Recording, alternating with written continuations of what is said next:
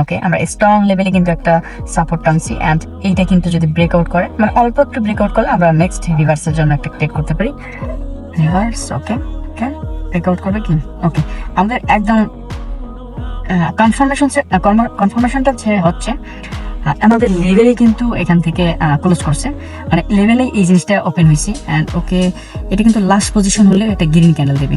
আমরা 100% এটা শিওর যে একটা গ্রিন ক্যান্ডেল হবে। আসলে আমি একটা জিনিস আপনাদেরকে বোঝাই, সেটা হচ্ছে যে মার্কেট মনে করেন যে ক্যান্ডেলগুলো আসতেছে, ক্যান্ডেল আসার সাথে সাথে এখান থেকে ক্যান্ডেলের লাস্ট যে ক্যান্ডেলটা ছিল এটার কিন্তু ক্লোজিং এখানে, এবং ওপেনিং যখন এই জায়গায় চলে আসলো, এই ওপেনিংটা কোথায় চলে আসছে, এত দুটো গ্যাপ ডাউন দিছে না, সো এখানে কিন্তু সেলার বায়ার কিন্তু আছে। যেহেতু গ্যাপ ডাউন দিছে, কোথায় একটা লেভেল আছে স্ট্রং, দেখেন আমাদের একটা স্ট্রং লেভেল আছে, সো এখান থেকে স্ট্রং একটা লেভেল আছে, এই লেভেলটাতে কিন্তু মার্কেট কি করছে, আপনার গ্যাপ ডাউন দিছে। সো লেভেলে যেহেতু দিছে, তার মানে এই লেভেলে কিন্তু কি আছে, বায়ার আছে না, যেহেতু সাপোর্টে, তার মানে বায়ার আছে এখানে। সো বায়ার অলরেডি কিন্তু আমাদের অ্যাক্টিভ অ্যান্ড লেভেলেই আমরা ট্রেড করছি। আলহামদুলিল্লাহ আমরা কনফার্মেশন পাইছি যে আপনার জন্য, আলহামদুলিল্লাহ আমরা ট্রেড প্রফিট করছি।